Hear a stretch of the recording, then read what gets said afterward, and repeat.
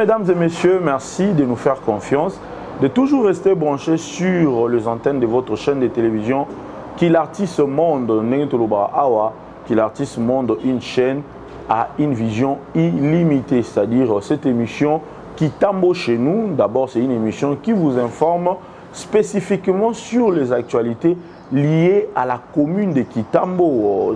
Nous signalons que la commune de Kitambo est la toute première commune de la ville-province de Kinshasa.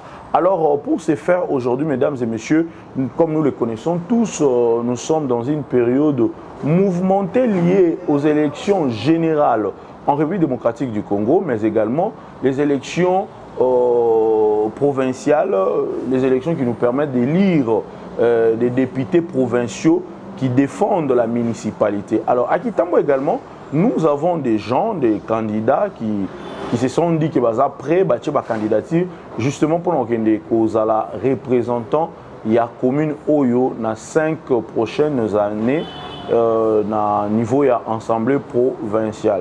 Mais on va d'abord j'irai vous présenter invité nanga lelo ezali bongo ndeko moko azali pe notable ya mwana Kitambo ya solo yé pas sepela ki ya lelo na ba na antenne na biso na émission na biso Kitambo chez nous. L'émission est dédiée uniquement pour les actualités de notre commune. Bonjour Ndeko. Bonne santé. Alors Ndeko, tozali bongo na esengo ko yamba na plateau na biso ya Qu'il Artiste Monde na émission na biso Kitambo chez nous. Est-ce que vous avez la possibilité de se présenter na bana nyonso ya Kitambo bana ya mokili mumba o baza kolanda biso à travers antenne na biso? Merci beaucoup Ndeko Michel-Ange, merci na Ndeko nyonso bazolanda biso, bipai nyonso na mikili ya poto na Kinshasa, plus particulièrement na commune na biso ya Kitambo. Eza na ba oyo ba reconnaître nga déjà na commune ya Kitambo, naza muta sikate, kombo na nga eza Ndeko Joseph Mbui, na sali mingi na commune ya Kitambo, na mairie na niveau ya maison communale ya Kitambo, et puis na sali le ministère provincial intérieur, sécurité et justice, la Sali bon, le ministère provincial et environnement, c'est pour nous pousser dans un acteur politique. Et puis avant nous allons pour ça dans la société civile, nous avons bon éducateur spécialisé dans la formation. C'est un peu ça. Alors merci Ndeko Joseph Mbouyi, aux Ali Bongo acteur politique justement tu es un comme étant notable à Kitambo pe mingi analyste politique. Avant de côté d'abord na mambo etali commune ya Kitambo nous na uté ko babongo na annonce ya émission le pays est caractérisé par rapport à l'organisation à l'élection générale à niveau présidence nationale et puis provinciale. Pour la première fois nous aurons également des conseillers municipaux. Alors impression premièrement na processus électoral au mboka na biso ezali ko sibio na minito ezali boni. Oui, merci beaucoup pour la de Michel-Ange. Ce que j'ai aimé dans le processus électoral actuel, c'est que enfin, il faut autoriser quand même, il faut ça en sorte que Seigneur Yotozalango, il y a M. Dima à qui je tire mon chapeau. Finalement, il faut concrétiser décentralisation en mettant en place les conseillers municipaux dans le cycle électoral, nous surtout aux là, jamais c'est quelque chose de bien et ça va permettre aux jeunes et les participer à la gestion et puis expérience politique au monde et au banda na base la gestion et la municipalité les pas puis les jeunes un peu plus il y a connaissance et administration tant que bongo tout le monde a politicien mon côté on a na carrière au sommet à l'état aux ala sous entreprise traité aux ala sous stagiaire comment voulez-vous que tous ala député national moko ou député provincial oyo aller quand la gestion et la municipalité donc c'est quelque chose de bon c'est comme ça que moi je vois un peu les choses voilà ils ont le niveau et la municipalité. En ce qui concerne le candidat président de la République, je crois que ça c'est la plus grande des actualités actuellement. Voilà. C'est quand même bien de voir que tous les candidats, chacun est en train quand même de faire sa campagne au regard de ses moyens aussi, mais bien qu'il y a deux grandes rivalités entre le camp, il y a président sortant et candidat à sa propre succession, son excellence le président de la République Félix Tshisekedi, et le candidat Moïse Katumbi. Je crois que cette rivalité, c'est aussi une expression de la démocratie. C'est aussi une expression de la démocratie parce que quand tu as la façon, c'est vrai que quelque part les gens ne voient que la tension. Mais c'est ça aussi la beauté de la démocratie. J'ai beaucoup aimé, là je dois tirer mon chapeau au président de la République qui a laissé vraiment toutes les personnes compétir. À un moment donné, il y avait des spéculations, des rumeurs, la loi sur la congolité. Mais ça continue jusqu'aujourd'hui. Nous sentons que les candidats Moïse Katumbi a beaucoup persécutés par rapport à la nationalité, alors que Seigneur a tranché qui. Oui, mais cela ne reste qu'au niveau de la clameur publique. La loi n'a pas été votée, n'a pas encore été votée, si je dois le dire. Même pas au niveau de l'Assemblée, n'a pas encore été même soumis. Mais néanmoins, c'est resté dans les gens. C'est ça aussi le côté. Les Congolais s'en sont appropriés. C'est ce qui est aussi bon dans cette chose-là. Maintenant, on pose les questions au candidat Moïse Katumbi, qu'ils viennent s'expliquer. Ça m'a étonné l'autre fois, Yemoko Aleka qui a interview, il a fait une interview sur une chaîne où il s'est démêlé avec des passeports congolais. Aujourd'hui, il y a ce passeport zambien qui sort. Quitte à lui de revenir encore nous expliquer, parce qu'il y a quand même des gens qui se sont donné la peine, il y a aussi la recherche un peu, ça et là, pour confirmer en fait que ces passeports étaient bel et bien vrais et appartenant à M. Katumbi. Je crois qu'au nom de la démocratie, au nom de la redevabilité, en tant que candidat président de la République, à gérer Bissolobi, il lui appartient de bonne foi. Il y a raison à l'issue, personne n'a dit que M. Moïse Katumbi vient te justifier, amène-nous un lot de passeport, il y a que je suis congolais et ça. Comme il s'était donné cette peine-là, maintenant c'est nous qui lui demandons à expliquer Bissot seulement ce passeport-là, au lieu de passer par des CCC qui revient comme il a eu, c'est ça. Alors merci beaucoup Ndeko Joseph Mbouyi, où tu peux évoquer Kamoko, très important, surtout par rapport à la nomenclature, il y a un candidat président de la République. J'avais une question, oui, pendant que Bandé Koloba. Est-ce que le fait que le candidat peu de 3 va se rallier à Moïse Katumbi, va accompagner et qu'on peut une majorité, il y a briguer prochain mandat pour agir République démocratique du Congo? Personnellement, je commence par dire d'abord non. Au regard, il y a pas politique, il y a un candidat. Je crois j'ai vu hier le meeting du candidat Mouzi Goma. J'ai vu comment est-ce que la population n'a pas vraiment participé.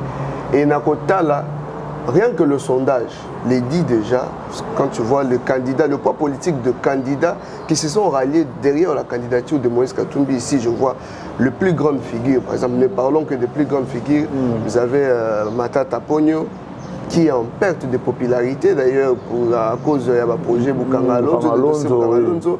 Même chez lui à Maniema, on sait qu'il ne fait pas l'unanimité. On sait qu'à Maniema, il ne fait pas l'unanimité. Je vois encore les candidats Seth Kikouni. Il n'a même pas été 3e aux élections passées. Et c'est quelqu'un, c'est hasard coopérant, hasard homme d'affaires. Donc c'est quelqu'un qui politiquement, il n'a pas vraiment de contour politique assez rodé. C'est pas quelqu'un de populaire même ici à Kinshasa, parce que Kinshasa c'est toujours le miroir. Et j'ouvre une parenthèse, je dois vous faire remarquer qu'il y a un cycle électoral, l'union surtout précédente. Au moment où Kinshasa, ils ont souvent fief, il y a opposition.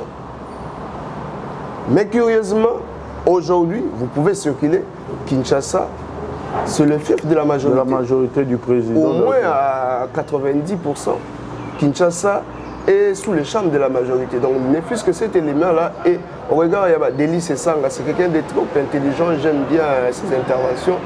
Mais au niveau de la popularité, en tant que candidat président de la République, il ne représente pas grand-chose. Okay. Mais lorsque tu vois de l'autre côté, tu vois Félix Tshisekedi lui-même de par lui-même et son parti politique, donc tu vois déjà que rien que l'électorat, il y a Félix Tshisekedi, il y a Momoko, et on voit déjà l'électorat, il y a Bangonyoso. Alors, par rapport à l'évolution de la campagne électorale, nous avons senti les deux candidats, c'est-à-dire le président de la République, Félix Antoine Tshisekedi, et Moïse Katumbi, voire même acteurs sur la Union sacrée comme Jean-Pierre Bemba récemment, cette Kikouni contre Bemba, bah attaque wana vis-à-vis la population. Est-ce que la population congolaise aujourd'hui a besoin ya koyoka ba attaque wana ou il a besoin ya projet moko concret pour convaincre à élire le président de la République?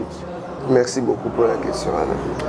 En fait, personnellement, ce que je dirais n'engage que moi. La population a besoin de nous. Na ba attaque wana ba attaque. Ouais. Parce que l'attaque, ils ont permis aux populations de comprendre que jusque-là, on comprendre. Parce qu'on comprend que de cet échange-là, moi, la vérité, pour la population de comprendre dans ce jeu-là, qui est qui joue quel rôle. Qui dit la vérité. Qui dit la vérité et la population, lequel de ces personnes n'a pas sa confiance, qui est honnête et qui ne l'est pas. Dans ce jeu-là, entre on sait voir maintenant qui marche parce que Ndeko Michel-Ange, révélation on vient de nous faire sortir une vidéo en 2018 où Katumbi dit la candidature de Martin Fayoul est soutenue par certains présidents de nos pays voisins. Certains sont tenus. Aujourd'hui, on appelle Katumbi les candidats de Paul Kagame. Tu ne vois pas que 5 ans après, ça ressurgit. Et vous revenez de vos Skito, qui est secrétaire général de l'ECD, vous dit que la Mouka a été financée dans son ensemble par la communauté internationale. Mais la communauté internationale, c'est vaste. Ouais. N'est-ce pas ce président-là de nos pays voisins? Et lequel de ce président-là? Donc, toutes ces choses-là nous amènent à croire qui a joué quel rôle et qui a amené Fayoulou vers ce président-là. Donc, qui a ce carnet d'adresse-là? Toutes ces choses-là, ceux qui doivent l'analyse, nous devons comprendre qui joue quel rôle dans ces pays. Je crois que la population est aux assauts du PT, pour comprendre comment le jeu politique, comment est-ce que les politiciens ont avis de la population pour avoir intérêt là-bas. Donc je crois que c'est très important. Il faut continuer à bon voilà. Merci beaucoup, Bandeko. On continue mission à Kitambo chez nous. Cette fois-là, je pense que nous devons parler maintenant de notre commune chère, notre commune mère, voilà, la fille aînée de la ville province de Kinshasa, comme je viens de le dire. La commune de Kitambo, c'est la toute première commune de cette ville, historiquement parlant. Alors, Ndeko Joseph Mbouyozali, bon, notable, où il s'est présenté, aux temps, il y a la gestion, il y a la commune, il y a la municipalité, parce qu'au travail, à l'époque de M. Tengelit aussi, je ne me trompe pas. Alors, dites-nous d'abord, comment trouvez-vous aujourd'hui le sphère politique, le sphère de la gestion au niveau de la commune de Kitambo? Merci pour la question, Anna. Vous savez, ça fait un peu plus de 10 ans que j'ai presté à la commune de Kitambo dans des fonctions différentes, mais plus précisément, j'ai été recruté dans les cabinets du bourgmestre, comme tu viens de le citer. J'ai travaillé, les gens connaissent. On a fait du bon travail, c'est ça il faut le dire. Ouais. On a fait du bon travail à notre époque, on était toute une équipe. Au nom de l'équipe, pas au nom d'un individu. Donc c'est l'équipe de Nous étions une équipe autour d'un individu, comme il se doit. Il n'y a qu'un seul bourgmestre dans une commune, oui, bien ou bien. Ouais. Mais le bourgmestre Azaralassis m'a beaucoup côté. Il a une équipe qui l'accompagne. Madame Pepito Kilala, à qui je tire aussi mon chapeau. Azan équipe Monko, ils sont dynamiques, ça se sent de par les réalisations sur le terrain. C'est comme ça qu'à l'époque où je travaillais. À l'époque de M. Didier Tengelito. Exactement. À cette époque-là, j'ai occupé un poste, il y a inspecteur de service avec mon ami Chirac, que je salue d'ailleurs. Il y avait notre collègue Jim qui était aussi un des piliers de conseiller. Qui est candidat aussi, nous allons arriver. Qui est candidat d'ailleurs à Kitambo, quelqu'un de très intelligent, très réfléchi. Il y avait Cass aussi, un fin stratège, quelqu'un qui vous produit un bon travail. Toutes ces personnes-là, on a travaillé avec eux. Donc, tout ça, moi, équipe Morobo et Choc, il y a terrain, il y avait côté terrain, Bisso Naba Chirac, on était très dynamique côté terrain, tout ce qui concernait la descente, le salon, Bisso Ndemutozaki ko initier, Bisso Ndemutozaki ko diriger, ko lander, tout ce qui se passait. Activité terrain, nous sommes sur terrain, les gens qui connaissent, on était toujours là, en compagnie de l'autorité, pour appuyer l'autorité pour la qui s'arrête. Awa peut-être au Salimabe. Effectivement, Awa au Salimabe, Awa au Gafé, Awa au Saliboye, c'est nous qui, parce que mon acte exagéré, Zagozala, mon ne pas Gafé, Bozongi CP Nanzela, empiété Pébaloa, Kangelo Ramotu.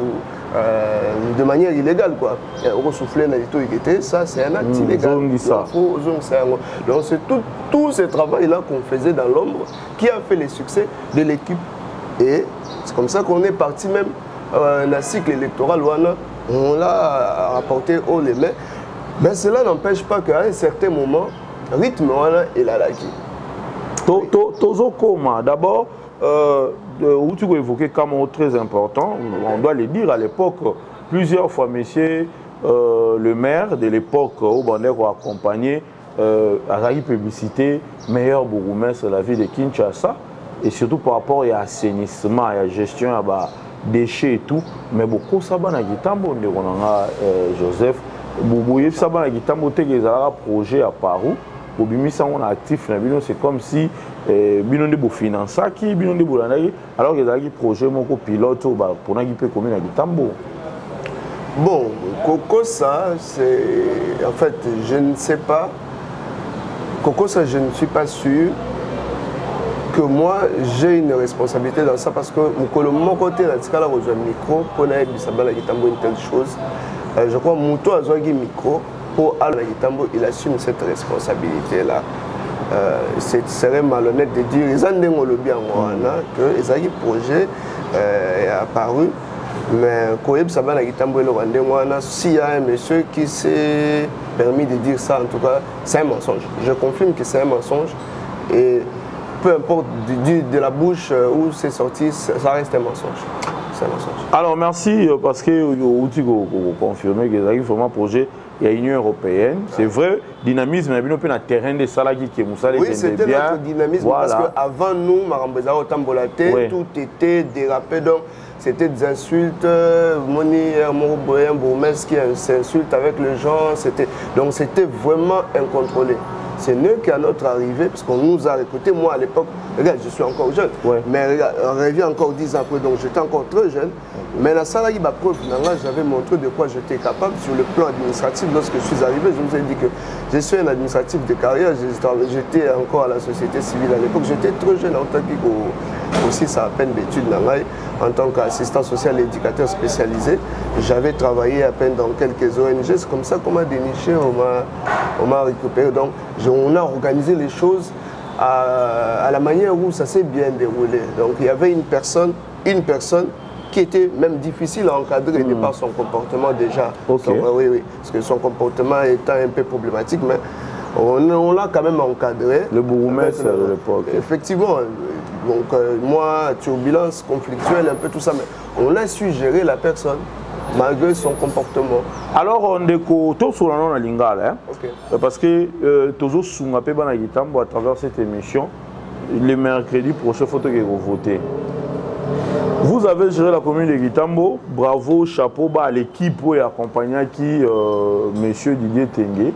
Mais qu'est-ce qui fait que vous faire élire Gitambo Mobimba va voter, et même moi qui vous parle maintenant, je suis natif de Gitambo, j'avais voté pour monsieur Didier Tengue par rapport à ses différentes réalisations à la tête de la commune. Mais qu'est-ce qui fait qu'arriver au niveau de l'Assemblée nationale, ministère et environnement, ministère il y a sécurité et consorts, apparemment l'équipe inaperçue, la commune est bénéficiée de l'autre côté, aucune loi, aucune intervention. Aujourd'hui la commune de Gitambo a des difficultés belées parce que élu na bango batindaki na l'Assemblée provinciale, moi je trouve que apparemment bilan ils a biaisé. Ndeko Michel-Ange, en tout cas, ils ont passé. eza penza pasi po yo po bi ozalaki na ministère expertise ezalaki na commune ndeni ne mataki te liko ba ministère pour bosala mosala kitoko. Justement eza comment pasi parce que à un moment donné ndenge na oto ebisa yo awa tant to sali mosala wana nyonso na commune population ya Kitambo ba sanctionner biso positivement batindi biso tozaki na vision ndenge to alaki ndenge to concevoir ki yango na niveau commune mais à partir ya wana ndé tout a basculé. On ne sait pas qu'est-ce qui est arrivé vraiment dans notre biso notre candidat autre mais on a vu qu'il s'est opéré des changements radicaux ndé et bandela makamnyo ces changements là c'est par rapport à quoi? Il faut trouver la vérité. Ce changement là c'est par rapport à quoi? Au moins nous sommes quand même des personnes. Attends, je reste quelqu'un qui est attaché à ma valeur. On ne peut jamais imposer les logos. Ce qui, peu importe, si tu dis quelque chose qui est faux, je dois te dire que ça est faux. C'est ça mon éducation. Peu importe, je vais te le dire poliment que ce que tu fais. Ce que tu as mon compte, tu as vu aux appuis viennent tout ça là salon mais ce que comment on dit ma corruption ce que comment trahir Kitambo oui mais je dois te le dire ouvertement que oyo est faux. Le fait déjà il y a kondima pour avoir pot de vin na ba ministère na niveau ba ministère na niveau même il y a commune na ministère ou na communauté na niveau même il y a commune parce que tant que longwe qu'est-ce qui s'est passé tant que longwe to comme le niveau ya assemblée tant va voter bino le candidat gouverneur Gentini Ngobila tant aye liboso élection ba gouverneur faut battre ba mambo kan il fallait monter voter gouverneur par conviction. Biso tozaki na mouvement Toseko, on a été élu sur la liste de Toseko. On était fidèle à Toseko.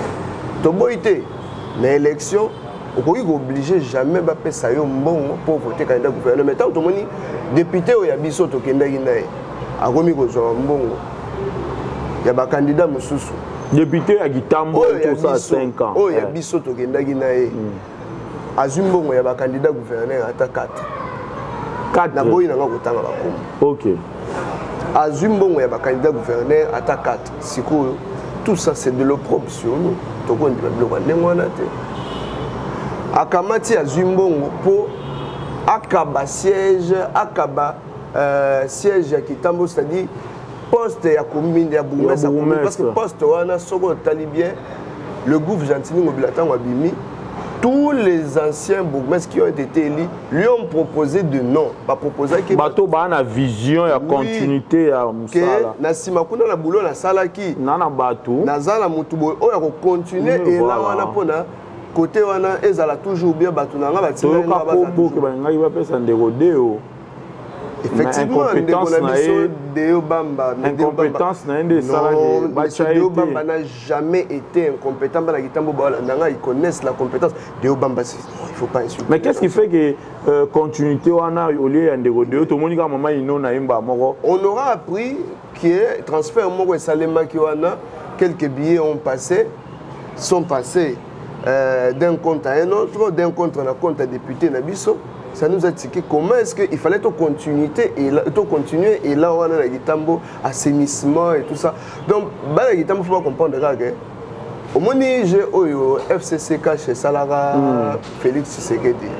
Il y a que tout ce qui est comme président mais tout bloqué à travailler ensemble. Voilà, tout bloqué partout pour travailler tes populations va ruiner ceux qui ont des sous. Voilà, Raïs, Azonga Lisusu. Yango Mama Ino na bima victime. Heureusement, aujourd'hui, il y a quelqu'un qui a su faire face à cette situation. Madame Kilala, c'est ça en fait, péché naïe contre péché à Madame Pepito Kilala contre député Nabiso Yakitambo, péché naïe, Ezaka parce que Aboyaki.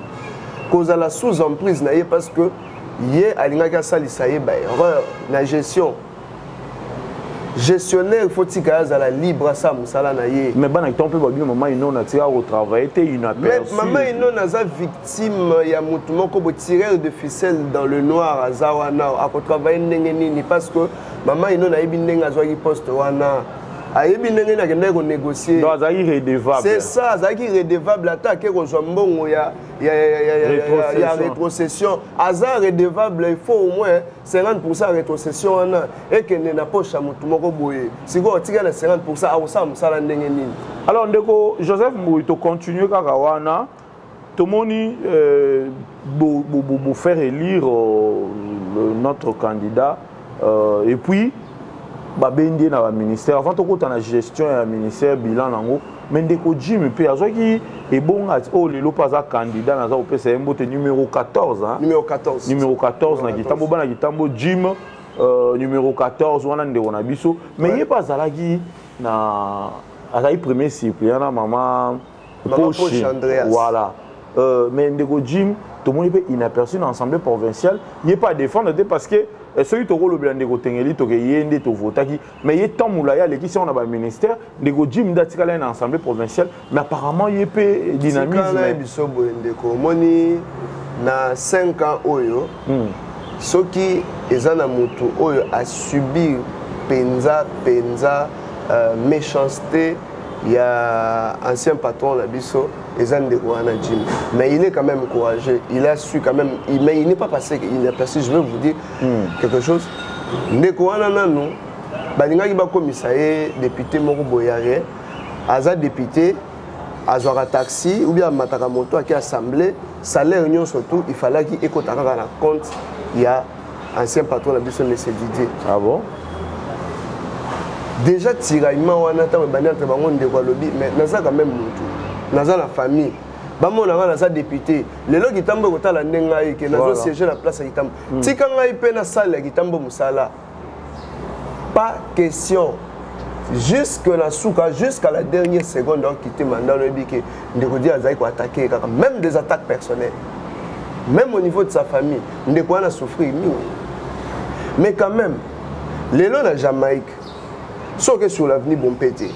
Est-ce que les gens comprennent l'historique d'Inzela Nebanotongam? Mais Ndeko Jim a intervenu ensemble avec le comité local de développement. Voilà. Le comité local de développement, n'a papa qui chalazawana. Ndeko Jim, l'ancien conseiller du chef de l'État, Marcelin Bilom. Azala qui membre du comité local de développement. Nanganda. Tangu Jim n'a papa qui chalabakutani basololi. Makambo ya venu bon pété.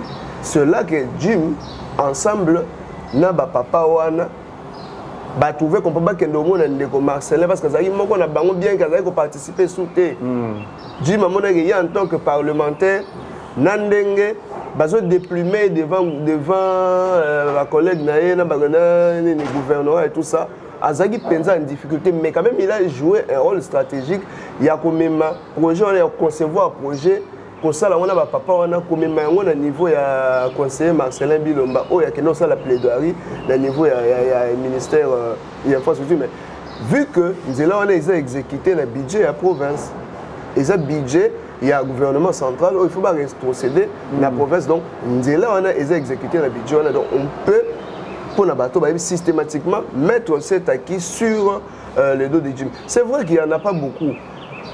Mais à niveau parlementaire, il ne pouvait pas faire grand-chose. Ouais. Il ne pouvait pas faire grand-chose. Et ce n'était qu'un pauvre suppléant à Ewana et qui était en train de subir une pression de telle sorte que même le président de l'APK, Godem Poyaïbi Makambouana, Kata Makambouana, nous on est partis. Moi personnellement, je vais témoigner, je ne peux pas dire ici, le rapporteur junior on nous a invités, tout participer. On a quand même fait des petits commentaires pour comprendre des acquis. Pourquoi est-ce que Ndeko Nabiso Didier a vouloir autant na Ndeko Jim. Donc, Bala Gitambo, message mon lancé business Jim, c'est la plus grande victime par rapport à la Bissonion sur le Makambo et les cas dans 5 ans. Mais c'est quand même quelqu'un avec qui j'ai travaillé personnellement. Je lui accorde le bénéfice du doute je crois qu'on doit lui faire confiance. Dans les candidats, on a moins. Par rapport à candidat. Maintenant, tu as évolué avant de faire un profil de candidat selon yo en tant que notable. Et ça, le comité de développement local, et ça, bourgmestre T. Moutasala. Ils ont arrêté le gouverneur Kimbuta à l'époque, je crois, à francophonie, à sommet à francophonie. Ouais. Ils ont gouverneur, alors dans chaque quartier, il faut mettre en place, ils ont arrêté qui dit toutes ces choses, il va mettre en place comité local de développement pour concevoir un projet de développement et interagir ça avec les autorités en place dans le ministère. Ce n'est pas que c'était un bourgmestre comme un candidat qui est en train le député qui est en train de relayer que Yende Mutasalara comité de développement local et puis c'est lui qui en est le président. Non, c'est pas comme ça. Ça c'est un mensonge, il faut le dire, ça c'est un mensonge. Et ça le coup, et ça le belé à le coup, ils ont le bama awa. Je vois si on a dévancé aux hommes on a des candidats sur la campagne de moto. Moto c'est un bien de l'État. Mais ça moto il fallait qu'ils allaient. À l'époque, on se rappelait que le gouverneur Ngobil avait doté la commune de moto. C'est ça en fait. C'est ce que tu as bien à Kitambo. Maman, il a moyen de réclamer moto à les athées. Pépito, vous doyez un tracteur, un mitourana, un service à je dois le dire, mon thème a passé à Vienanga et Zanini. Il y a comme on a des records à Tchaki, stratégie à Tchaki, Moutou, Oya comme bourgmestre à Kitambo, il ne faut pas arrêter. Comme Madame Kilala, c'est quelqu'un qu'on doit fêter à une année. Madame Kilala a été nommée quand j'en viens à Kitambo. Et Kitambo, c'est une commune qui n'est pas assez lentille, qui n'a pas assez de moyens. Mais elle sait surpasser choses que nous, on n'a jamais fait. Il faut qu'on le reconnaisse. Personne d'entre nous a des moyens d'aller. Ils ont évacuer poubelle. Ce sont des biens privés à Madame Kilala parce que c'est quelqu'un qui sait. Mais qu'est-ce qui fait que Bokoka a tâté Kotikata et l'eau bien au commune les lieux bénéficier d'ango? Mais voilà, Togo, bien Zalaki. Et Koka peut Kotikal. Mais ils ont un panneau solaire, mon projet à Uccle. Ils ont un projet à Uccle. Les panneaux solaires, on a minute, ils ont un ferme là-bas. Les panneaux solaires, on les a fermés là-bas. Les panneaux solaires, ils peuvent s'amara. Oui, ils peuvent s'amara. On a éclairé les lots, communes, normalement, il a fait un panneau solaire, tout ça, la lumière, tout ça. Les panneaux solaires, on a. Et il y a un ferme. Ferme, on a. Bon, il y a un mobile il y a un lobamba passé. Pour bien tant que loba qui a oh toza ma panneau au Uccle Pesaki et à vous servir guitare. Na moni mako ezala kawana. Moi lampadaire mo ba tia skit ya ko fente ba na guitare. Donc ya lo e belé. Il fallait que ça va lo bon. Ba panneau il y a donc ba lampadaire, ba panneau il y a Mickey, il y a Minene, il y a moi dimi wana il y a ma ba bolite sko wana. La ferme pena soké pototi. Kinga kati mo ba tonga kuna na ba ko za. Il y a ancien bourgmestre, c'est bilo à l'État même. Oui. Alors, de côté que rapidement parce que tout le monde chité vers sous la émission, on a vu que l'émission est l'engitozong et la sous deuxième émission. Oui, mais oui. Alors, gestion Nabino avant de côté on a profil à candidat, on a service au faveur d'acceptation à 5 minutes gestion rapidement, gestion dans le ministère de l'environnement. Vous avez beau battre record qui est propre, commune propre. Mais qu'est-ce qui fait que beaucoup au niveau national, beaucoup qui maintenir cap ou anaté na niveau de la municipalité. Aussi, vous avez un ministère, il y a sécurité. Le long de Gracien Sakala, a quand même exploit par rapport à Machette, Bino Bokomi Kuna, qui est aujourd'hui cité parmi les communes Oyo, Kuluna et Zamakas. Qu'est-ce qui a fait Chitouana pour garder et l'antenne notre candidat Didier Tengeluto? Et là, bilo mi balen de pour la zam pousser et souminité le koso tant que kuna ekonomika maramba mbongo musale kufi biso ba autant to kuma na souci ya musala oto yebi kitambo nde mimi biso place voilà ceux qui trouvent ça, là, tout ça qui tombe à priorité, mais tu comprendre que Moutou, Azaïka a besoin de là, où il y a place. On attend à commis, tant à Zu, où il y a les Babara. So, Moutou, moi, Zolinga, moi, si, mais tant à Zugara, où il y a Bandero, allez. Mais on a posé la question, on a répondant à que incompétence na bino gym l'équipe a été premièrement nous moko ya ba raison majeure ezapé que équipe wana ezaki sauté gym tikali conflit que ngai na tikali boye casse boye Chirac, donc il n'y avait plus aujourd'hui dans le cabinet je mets quiconque au défi en Sangai ya bandeko ba server maté je mets quiconque serveur n'a jamais travaillé dans le cabinet. N'a jamais travaillé dans les cabinets. Je mets quiconque au défi de me prouver. Ce qui n'a cabinet wana, na niveau il va conseiller, directeur de cabinet, dikaba, conseiller, chargé de mission, tous les postes influents dans cabinet, moi na kitambonya ça écoute. Bato libanda. Tout, tout. Dans le cabinet. Mais serveur à moi kitambo Chirac. Mais je dis que le serveur n'a jamais travaillé au cabinet. Il n'a jamais eu un poste officiel au cabinet. Bon, poste à Bandek ou aux artistes. Peut-être mon confiant la ciment. Son bis va au toboya babilo quoi. N'a jamais dans ma poste officiel Batalibanda. Poste officiel a signé la carte arrêté Batu ya Libanda. Moi la gitamba tama. Comme tu yebaki ba vérité belé to comment il déranger comme biso to comment il insister que vieux au conduit jamais au téléphone et arabo to comment il déranger il a fallu qu'on soit batu monsieur Libanda o ba yebi réalité o ba yebi secret c'est quoi ko ka soni wana ya ke bato ba yebi ngai batu batimbeli ngai. Yango biso ba o to se retira ke mutu ko casse je vois mal casse bando ça la courbette ça mutu loko la ngai na banda kolando non je suis déjà là où je suis je mange avant j'avais une vie je me suis retiré de ces histoires là donc ba histoire là yango monike moi musala la histoire équipe wana yango ndé succès cette équipe là donc une fois que cette équipe là c'était disloqué to kabwanaki na mtake na part na yeba opé ba monake Chirac je sais que c'est un monsieur qui est très, je crois que c'est quelqu'un de loyal, hein. Alors tout le monde loyal et puis c'est quelqu'un de fidèle, à supportera plus que biso na tolérera la bêtise. Je suis une fois bêtise ça peu importe non je vais te le dire poliment. Alors ce moto chef oya ko yo ka remarqué il va trouver ça mauvais mais yango wana ezaki à la base il y a échec et puis là le conso il y a là parce que tout le monde comprend déjà que il faut l'art, mais boulot. Et puis, on comprend qu'il faut que tu aies un pour ceux qui sont zongi, il y a des seigneurs, il y a des sauveurs qui sont votés. Donc, il faut continuer voilà. Tu comprends le niveau environnement, le cost de l'art, le projet. Oui, parce que tu voyager dans le compte tu voyager dans le compte ministère. Mais moi, je suis au Japon, au Maroc, au Tunisie, tout ça. Mais moi, je suis au Kenda. Attends mon côté, je mets quiconque au défi de me prouver. Les lots, ces gens-là sont candidats ailleurs. Nakamo l'actualité, na top Congo, à lobby, azo yemoko kutami bimisi à lobby. À lobby na Jamaïque, on a nzela bon pété ba na Jamaïque bola nanga nzela baoba kata et télémission voilà nzeto mais ndeko yemoko wana zangaité yemoko aleka na top Congo à lobby yenda bloqué misala wana musala ya construction nzela ya bon pété comprendre ce qui monisiko yo est-ce que on Nicolas nzeta baoba ba stopper musala on ndeko na biso candidat boyi ba continuer aza candidat mais il bloque. C'est pas là qu'il y a moko à réagir. Ça gabi.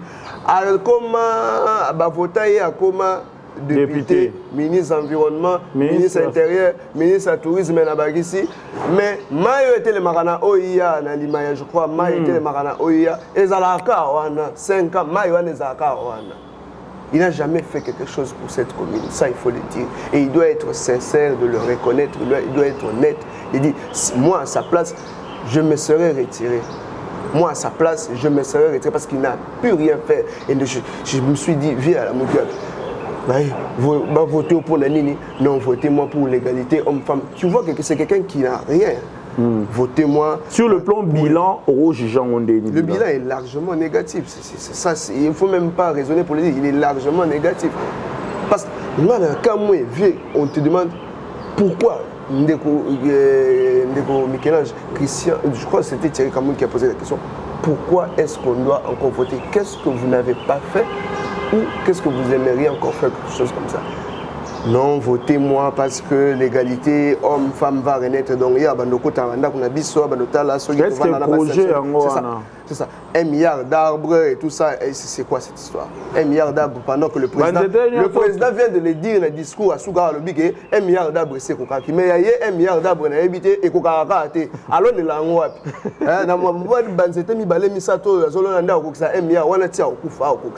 Vraiment. Non, mais ça n'a pas de sens. Alors, directement, profil, il y a un candidat, tout le monde est belé. Cette fois-ci, tout le bango, l'élection est vraiment rude au niveau commune qui Tambo. Tout le monde est belé, la mouki. Population pas comprendre, moi, mouki, mais information, je comme pénaté. Profil, ni yo moni, tu as sa confiance pour les 5 prochaines années et l'obélabiso, au niveau, il y a assemblée provinciale. Oui, il y a la politique qui nous occupe là. Ouais. Moi, je suis chrétien. La politique, et je crains un bateau, tout ça. Parce que dans le monde, il y a des sciences qui sont allés, il y a des maçons. Moni Christian Ronaldo et moi qui n'ont pas pénalité à l'obéli, les hommes qui sont le bélambon. Moi, nous sommes bons, on soit voté, on a gagné ma botte, on a gagné ma chanson, on fout en façon. Donc, premier critère, choisissons quelqu'un qui a des valeurs chrétiennes au Assemblée. Vu en Assemblée à terre, nous avons place à l'Assemblée. Les catholiques, ils bénissent dans l'élection, les caillons, on peut voter. Communauté à l'église catholique à Saint-François. Cardinal Ambongo aya awa. Cardinal Ambongo aya à Saint-François. Vous avez vu qu'il devait appeler ça. Vous avez tabanike wana vous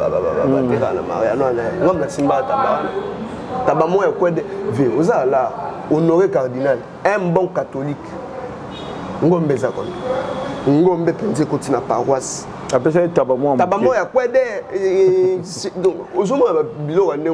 pas un catholique, il ne faut même pas dire. C'est quelqu'un qui part partout. Avec un catholique, voter, mais ça n'a pas roulé, pas abbé, mais combien de fois dans 5 ans? Combien de fois?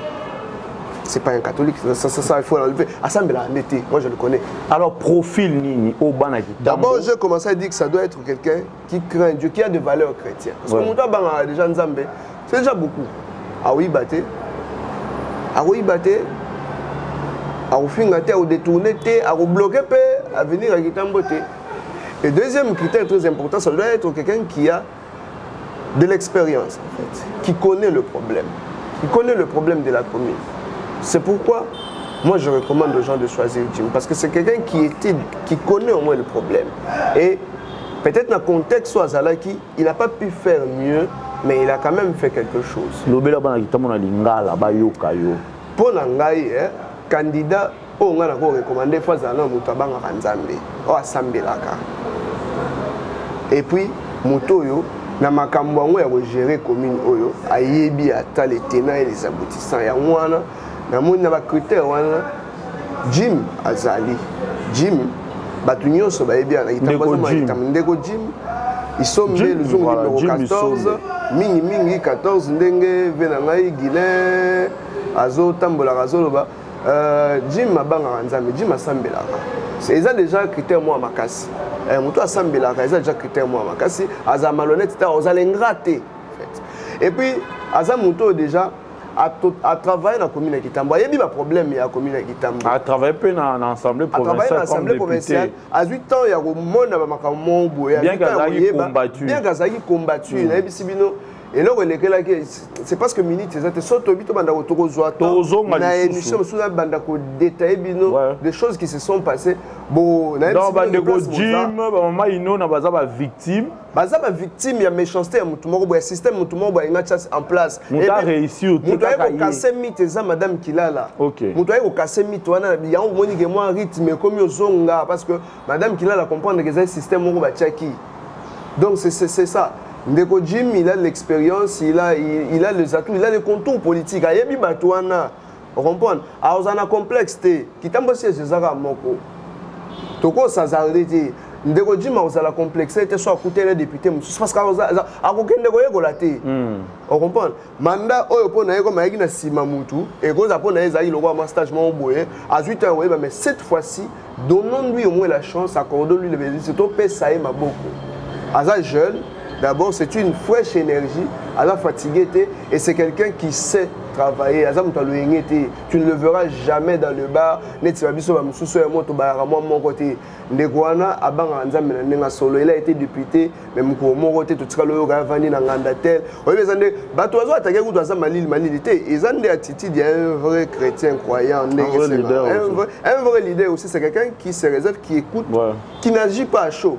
Tu ne le verras jamais. Non, c'est quelqu'un qui écoute, mais qui agit intelligemment. Alors, de Joseph, comme il y a un souka, l'Ilobanini, par rapport à l'émission, on a lancé na bana nyonso ya kitamo parce que mercredi, toujours qu'il y a une élection, tout le monde voter. L'Iloba ya souka en quelques minutes.